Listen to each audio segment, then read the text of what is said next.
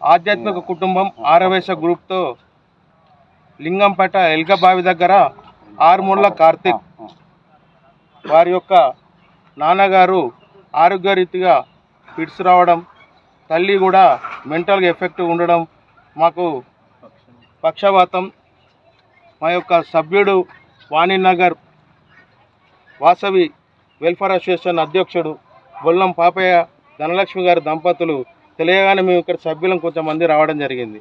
వీరి యొక్క స్థితి చూస్తే కార్తీక్ యొక్క వివరాలు అన్నీ తెలుసుకుంటే చాలా రోజుల నుండి మాకు ఈ పరిస్థితి ఇలా ఉంది, దారుణంగా ఉందని చెప్పడం జరిగింది. తమ్ముడు, ఈయనకు ఒక తమ్ముడు ఉన్నాడు, ఆయనకు ఒక పెళ్లి అయింది, ఆయన బొంబాయిలో ఉండడం జరుగుతుంది. తల్లిదండ్రుల యొక్క ప్రేమ చూసుకోవడానికి కోసం కార్తీక్ ఇక్కడనే ఉండి వారికి కొన్ని మేకలతోని జీవనోపాధి గడుపుతున్నాడు.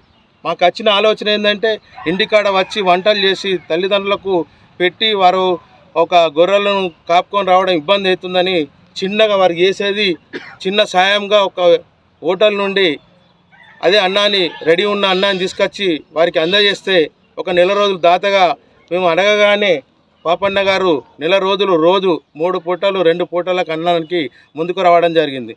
వారికి వారి కుటుంబ సభ్యులకు ఒకసారి మేము నమస్కారం చేస్తున్నాం. దీనికి ఇతడు వివాహం చేసుకుంటామంటే పిల్లనివ్వడానికి కూడా ఎవరు ముందుకు రావడం జరుగుతలేదని చెప్పి తమ్ముడు కార్తీక్ గారు చెప్పడం జరిగింది.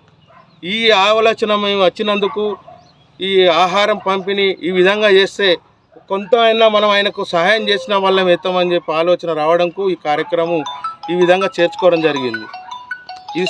ఈ సక్రమంగా జరిగినట్టయితే ఇంకా దాతల సహాయం ఉంటే ఈ యొక్క విముక్తిలో పొందడానికి వారికి సహాయశక్తులు అందిస్తామని చెప్పి మరొకసారి మేము కోరుకుంటున్నాం.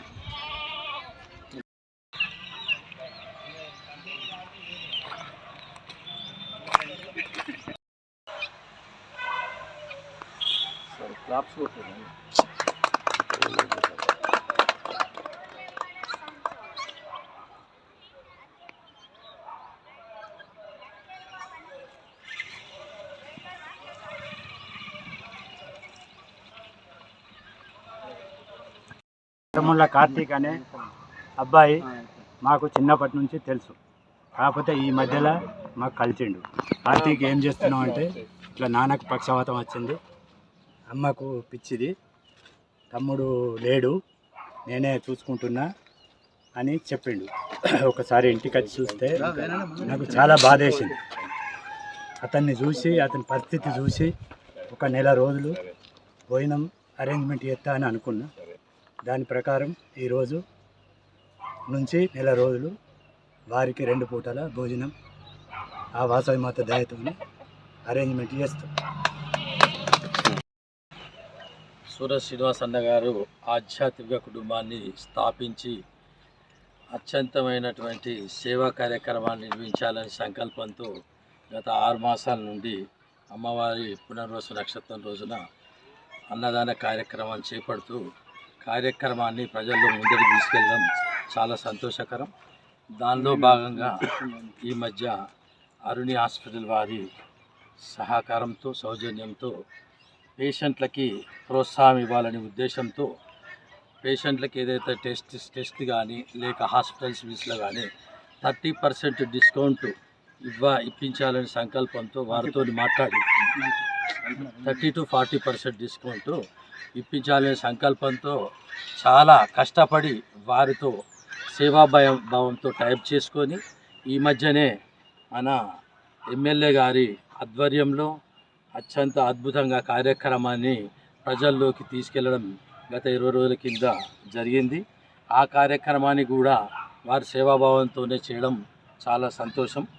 అలాగే ఈ మధ్య బ్రాహ్మణ కుటుంబాల కొంతమంది కూడా సాహిత్యాన్ని అందించడం కూడా, అది కూడా మనము చిన్నది పెద్దదని ఆలోచించకుండా సేవ అనేది ఒక సంకల్పం ఉన్నది కాబట్టి అది ఎక్కడికైనా తీసుకెళ్తుంది. అదే ముందు ముందు ఎన్నో కార్యక్రమాలకు దారి చూపుతుందని బ్రాహ్మణులు వాళ్ళ ఆశీర్వాదం కూడా చిన్నదైనప్పటికీ వాళ్ళ యొక్క ఆశీర్వాదం మాత్రం చాలా పెద్దగా ఉంటుంది కాబట్టి ఆ ఆశీర్వాదమే ముందు ముందు ఈ ఆధ్యాత్మిక కుటుంబాన్ని ఇంకా ముందటికి తీసుకెళ్ళి ఆ వాస్తవవాద అమ్మవారి అనుగ్రహంతో ఇంకా అత్యంత అద్భుతమైన కార్యక్రమాలు సేవాభావంతో నిర్వహించాలని కోరుకుంటూ కలియుగ శ్రవణుని చిరిచేయుత అనే కార్యక్రమం పేరుతో వీరికి ఈ రోజున ఈ కార్యక్రమాన్ని వీరు స్టార్ట్ చేయడం జరిగింది.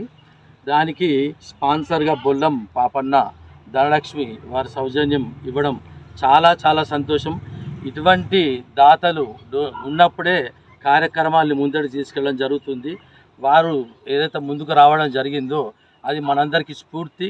మనందరిలో కూడా ఇట్లాంటిగా స్ఫూర్తి వచ్చి మనం కూడా ఏదో ఒక కార్యక్రమానికి స్పాన్సర్గా ఉంటూ ఈ ఆధ్యాత్మిక కుటుంబాన్ని ముందడికి తీసుకెళ్లాలనే ఆలోచనగా ఈ మానసిక ఇబ్బందులు పడుతున్నటువంటి తల్లికి పక్షాతం వచ్చినటువంటి తండ్రులకి వీరు చేస్తున్న సేవ ఎవరైనా కానీ మనకేంది అనుకునే ఈ రోజుల్లో వీరు గుర్తించి మనందరినీ పిలిచి ఆహ్వానించి ఇంత అత్యంత అద్భుతంగా ఒకరి స్పాన్సర్ చేస్తుంటుంటే ఈ కార్యక్రమాన్ని ఇంత బాగా ముందడికి తీసుకెళ్ళడం చాలా చాలా సంతోషం.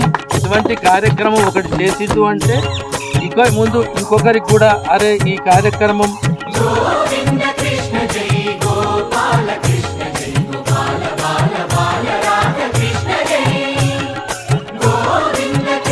చేతిలో పెట్టాం ఫస్ట్ ఆయన తమ్ముడు చేతిలో పెట్టాను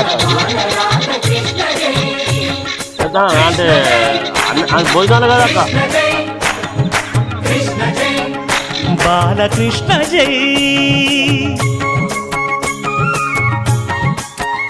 రంగ రంగ నువ్వు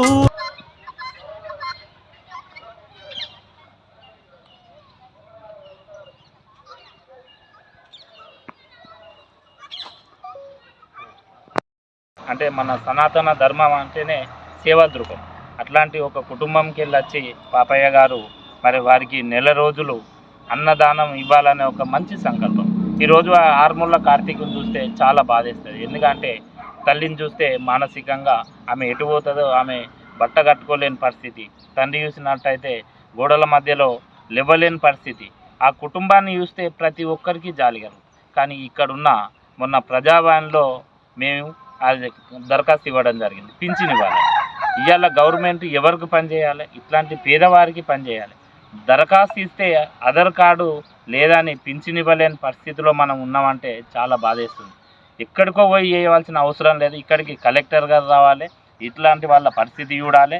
ఇక్కడ ఇమీడియట్లీ వాళ్ళకు మరి పింఛన్ మంజూరు అయినట్టయితే ఒక 2000 వారికి ఎంతో ఇంత ఆధారంగా ఉంటుంది. ఆయన తల్లిదండ్రులకు సేవ చేసుకుంటుంటే మరి ఏం పని చేసుకునే పరిస్థితులు లేరు కనుక అలాంటి పిల్లలకి ఇచ్చినట్టయితేనే రేపు గవర్నమెంట్కు మంచి పేరు వస్తుంది. ఎవరికో చేస్తున్నాం, ఇట్లాంటి వారికి పింఛన్ ఇచ్చినట్టయితే బాగుంటుంది. అదేవిధంగా అంత్యోదయ కార్డు 35 కిలోలు అట్లాంటి వాళ్ళకి ఇవ్వాలని చెప్పి నేను ఇక్కడ వార్డు కౌన్సిలర్ సిరికొండ వరలక్ష్మి ద్వారా కోరడం జరుగుతుంది. ఎందుకంటే మంచి కార్యక్రమం తీసుకున్నారు. ఇట్లాంటి కార్యక్రమం తీసుకున్నందుకు వారికి ప్రత్యేకంగా ధన్యవాదాలు. అదేవిధంగా నా వంతుగా ఎందుకంటే ఒక వార్డు కౌన్సిలర్గా మా మిస్సెస్ ద్వారా వారికి ఆర్థిక సాయం కూడా చేస్తాం. 5000 రూపాయలు కూడా ఇవ్వడానికి మేము ముందరికి రావడం జరుగుతుంది.